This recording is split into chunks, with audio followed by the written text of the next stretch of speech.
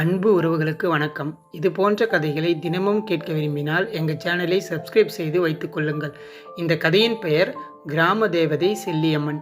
என் பெயர் வாணி. சென்னையில் தூசியும் டிராஃபிக்குமாக ஒவ்வொரு நாளையும் கழித்து கொண்டிருந்தேன். வேலைவாய்ப்பு அலுவலகத்தில் என் பணி. எனக்கு அலுவலக ரீதியாக கொடைக்கானலில் ஒரு மாநாட்டில் கலந்து கொள்ள வாய்ப்பு வந்தது. என் நெருங்கிய நண்பன் சீனிவாசன் போன மாதம்தான் கல்யாணம் முடித்து பெரிய குளத்தை அடுத்த அவன் சொந்த கிராமமான மேல்மங்கலத்தில் விடுமுறையில் இருந்தான். பக்கா கிராமம் அது. ஒரு நாளுக்கு 2 முறை பெரிய குளத்திலிருந்து பேருந்து போகும். ஊரில் பாதி வீடுகளுக்கு மின் வசதி கிடையாது. அவன் கல்யாணத்தின் போது என் தாய்க்கு உடல் நலமில்லாமல் போனதால் என்னால் அவன் கல்யாணத்தில் கலந்து கொள்ள முடியவில்லை. சரி, கல்யாணத்துக்குத்தான் போக முடியவில்லை. இவ்வளவு தூரம் வந்த பிறகு அவன் கிராமத்துக்கு ஒரு நடை நடந்து அவன் மனைவியை பார்த்து வாழ்த்திவிட்டு வரலாம் என்று தோன்றியது. அதே சமயம் அவனிடமிருந்து அலைபேசி வந்தது.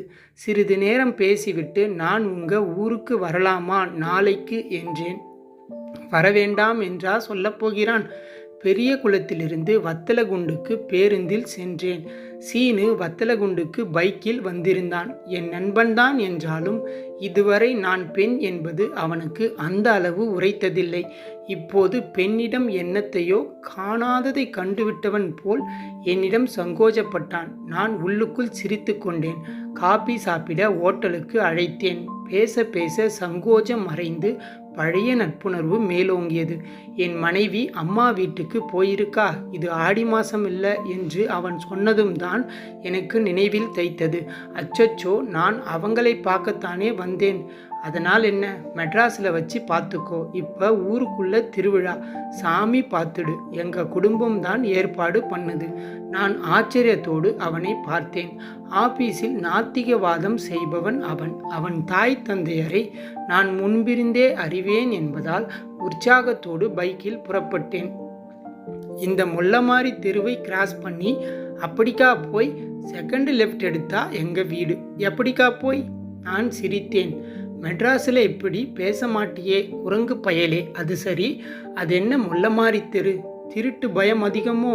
நான் கேட்டேன். அவன் சிரித்தான். ஒரு காலத்தில் இந்த தெருவில் நந்தவனம் இருந்துதாம், முல்லையும் மறிக்கொழுந்தும். அதனால் முல்லை மாறி தெருன்னு வச்ச பேர் இப்படி ஆயிடுச்சு. சீனு வீட்டில் அவன் உறவினர்களின் பாச மழையில் ஒரு பாட்டம் நனைந்தேன். வந்திருக்கிறது சீனுவோட பொண்டாட்டியா என்று சிலர் சீண்டினர். இதையெல்லாம் கண்டு கொள்ளும் அளவு நானோ அவனோ பலவீனமானவர்கள் அல்லர். பிறகு கோயிலுக்கு புறப்பட்டோம். வழியில் தென்னங்கீற்று ஓலை வேய்ந்து கூரை போட்டிருந்தனர். தரையில் இளம் பச்சை புற்களை கொட்டியிருந்தனர். கோயிலை சமீபித்தோம்.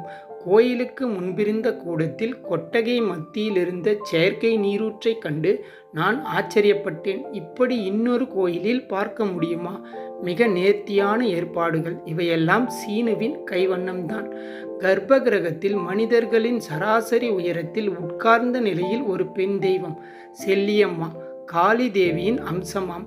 சந்தன காப்பில் குங்கும பொட்டு மூக்குத்தியும் மின்ன தாமரை தாழையால் ஆன மாலை அணிந்து வெற்றிலை பாவாடை கட்டி 4 கரத்தோடு பீடத்தில் கொலுவிருந்தாள். பின்னிரு கரங்களில் அங்குசமும் பாசமும் தென்பட்டன.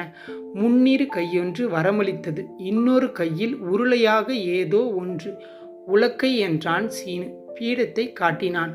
ஒன்றன் மேல் ஒன்றாக சடலங்கள் அடுக்கப்பட்டதைப் போல ஓவியம். அம்மன் உச்சிகால பூஜைக்கு தயாராகி கொண்டிருந்தாள். அம்மனின் சிலையும் செந்தூர கருப்பண்ணனின் சிலையும் ஒத்த வார்ப்பாக இருக்க பிள்ளையார் விக்கிரகம் அவற்றிலிருந்து வேறுபட்டிருந்தது. திடலில் உட்கார்ந்து இளநீர் குடித்தோம்.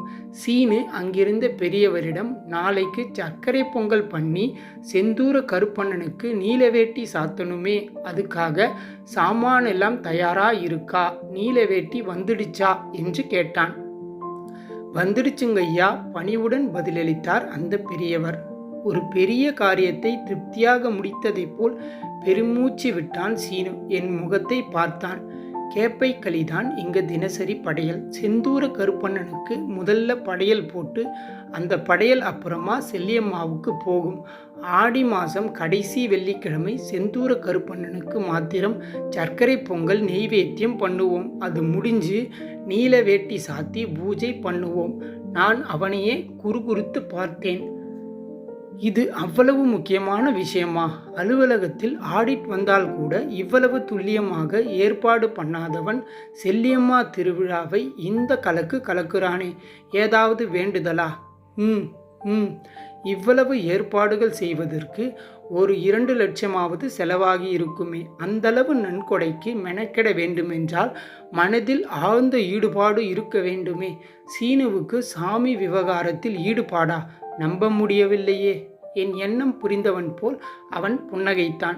வெள்ளைக்காரன் வர்றதுக்கு முன்னாடி இந்த ஊர் வெத்தலை கொடிக்காலும் பாக்கு மரமும் புன்சை பயிருமா நல்லாத்தான் இருந்துச்சு. அவன் கதை சொல்லத் தொடங்குகிறான் என்று புரிந்து கொண்டேன். என்றேன். ஆனா எக்கச்சக்க ஜாதி பிரிவினை, வர்க்க பேதம். ஜமீன்தார் உசந்த ஜாதியா இருந்தான். காணி நிலம் வச்சு விவசாயம் பண்ணினவங்க உசந்த ஜாதியில் மற்ற ஜாதியாக இருந்தாங்க.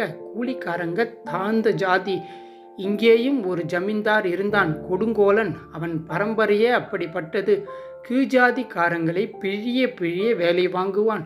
கூலி கொடுக்காம ஏய்ப்பான். எப்போ எந்த குத்தம் கண்டுபிடிச்சு யார் நெஞ்சில் கத்தியை சொருகுவாங்கிறது யாருக்கும் தெரியாது. பொண்ணுங்க விஷயத்தில் படு மோசம். பூப்பான பொண்ணு கல்யாணத்துக்கு முன்னாடி அவன் மாளிகைக்கு ஒரு ராத்திரி வந்து போகணுங்கிறது எழுதாத சட்டமாகவே இருந்தது. ஏழை பாழைங்க இதுதான் நம்ம தலையெழுத்துன்னு நினைச்சாங்களே தவிர அவங்களும் ஒரு மனுஷ பிறவிதாங்கிற எண்ணம் அவங்களுக்கே இல்லை. அப்போ நதியில் வெள்ளம் வந்து ஒரு பொம்பளை கரை ஒதுங்கினாங்க. அவங்க தான் செல்லியம்மா. அவங்களுக்கு இடம் கொடுத்து கஞ்சி ஊற்றி ஒரு குடும்பம் ஆதரிச்சது. அந்த குடும்பத்திலும் ஒரு பொண்ணு இருந்தா, வண்டார்குழலி. வண்டார்குழலிக்கு கல்யாணம் நிச்சயமாச்சு. ஜமீன்தாரர் கண்ணில் அவர் பட்டுட்டா. அவ வீட்டுக்கு அன்னைக்கு ராத்திரி கட்டில் வந்துடுச்சு. குடும்பம் மொத்தமும் தற்கொலை பண்ணிக்கிற முடிவுக்கு போச்சு. செல்லியம்மா வந்தாங்க. என்னை ஆதரித்த குடும்பத்துக்கு நான் இருக்கிற வரை துளி அவமானமும் படவிட மாட்டேன்னு சபதம் செய்தாங்க. பண்ணையாரோட ஆளுங்க 2 பேர் என்னவோ அசிங்கமாக பேசிட்டே செல்லியம்மா பக்கத்தில் போனாங்க. மின்னல் வேகத்தில் செல்லியம்மா அவங்க நாக்கை பிடிச்சு ஒரே இழுத்தாங்க. 2 பயலுகளும் சுருண்டானுங்க. மீதி 2 பேர் கழுத்தை ஒரே திருகினாங்க. ஒரு முழு சுற்றி கழுத்து மீண்டப்போ 2 பேரும் பொணமாக விழுந்தாங்க. நான் நிமிர்ந்து உட்கார்ந்தேன். இவன் புராண கதை சொல்லவில்லை, வரலாற்று சம்பவம் சொல்கிறான். தூணில் நான் பார்த்த ஓவியம் மனதில் நிழலாடியது. அவன் தொடர்ந்தான். காட்டுத்தீ மாதிரி இந்த விஷயம் ஊருக்குள்ளே பரவிடுச்சு. ஒரு பொம்பளை ஜமீன் ஆளுங்களை கொன்று போட்டாளா? கனவுல கூட ஜமீன்தாரை எதிர்க்கணுங்கிற எண்ணமே இல்லாத ஊர் ஜனங்களுக்கு அந்த தைரியம் உத்வேகம் கொடுத்துச்சு. அடுத்த நாள் ஜமீன் ஆளுங்க 10 பேர் வந்தாங்க. செல்லியம்மா துணிச்சலாக சண்டை போட்டாங்க. பெரும் கையால் சண்டை போடுறாங்களேன்னு வீட்டம்மா உலக்கையை கொண்டு வந்து கொடுத்தாங்க. ஒவ்வொருத்தரையாக கொன்று சடலத்தை ஒன்று மேலே ஒன்று போட்டு அதில் ஏறி சும்மா அப்படி உட்கார்ந்தாங்க பாரு செல்லியம்மா. ஜனங்க மூக்கில் விரலை வச்சாங்க. ஒரு பொம்பளையால் முடியும்னா அவங்களாலேயும் தானே முடியும். அடுத்த நாள் 60 பேரோட ஜமீன்தார் வந்தான்.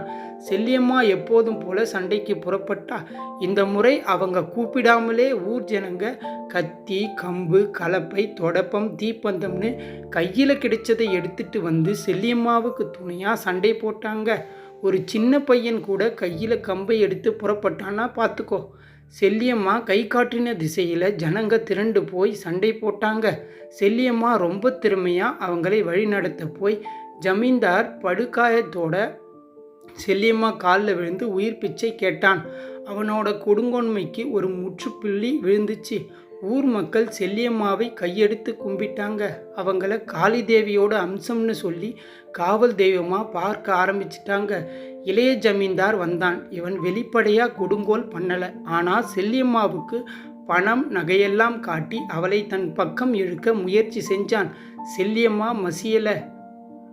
ரகசியமாக செல்லியம்மாவை தீர்த்து கட்ட முயற்சி பண்ணான். அவங்க தங்கியிருந்த குடிசைக்கு தீ வச்சான். செல்லியம்மா தப்பிச்சிட்டாங்க. ஜனங்க ஊர் எல்லையில் செல்லியம்மாவுக்கு குடிசை போட்டு கொடுத்தாங்க. ஒத்த பொம்பளை தனியாக இருக்காளேன்னு ஒரு வயசு பையன் அவங்களுக்கு காவலாய் போய் சேர்ந்தான். அவன்தான் செந்தூரன். ஊர் முறை வச்சு செல்லியம்மாவுக்கு சாப்பாடு போட்டது பெரும்பாலும் கேப்பை களிதான். செந்தூரன் முதல்ல சாப்பிட்டு பார்த்துட்டு மீதியை அவனே கொண்டு போய் செல்லியம்மாவுக்கு கொடுப்பான். ஒரு பாதுகாப்புக்காக அவன் அப்படி செஞ்சான்.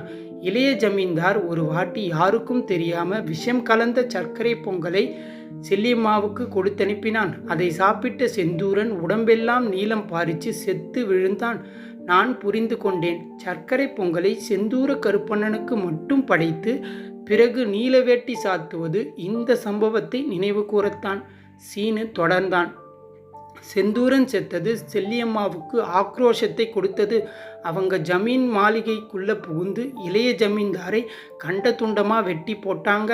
ஜமீனை பறிச்ச நிலத்தை எல்லாம் உரியவங்க கிட்ட ஒப்படைச்சாங்க. அப்பவே நிலத்தை பிரித்து கொடுத்து ஒத்துமையாக விவசாயம் பண்ணுற மாதிரி ஆக்கினாங்க. அப்புறம் செல்லியம்மா என்ன ஆனாங்கன்னு தெரியல. ஜமீன்தார் கூட போட்ட சண்டையில் காயம் பட்டிருக்கலாம். அந்த புண்ணு புறையோடி செத்து போயிருக்கலாங்கிறது யூகம். ஆனால் ஜனங்க இன்னும் செல்லியம்மா இருக்கிறதா நம்புகிறாங்க. அந்த நம்பிக்கை அவங்களுக்கு தைரியத்தை கொடுக்குது. அந்த கால சம்பவங்களை சடங்காக நடத்துகிறாங்க. காலப்போக்கில் காரணம் போய் சடங்கு மட்டும் நிற்குது. செல்லியம்மா ஒரு மனுஷிங்கிறது தான் நிஜம்.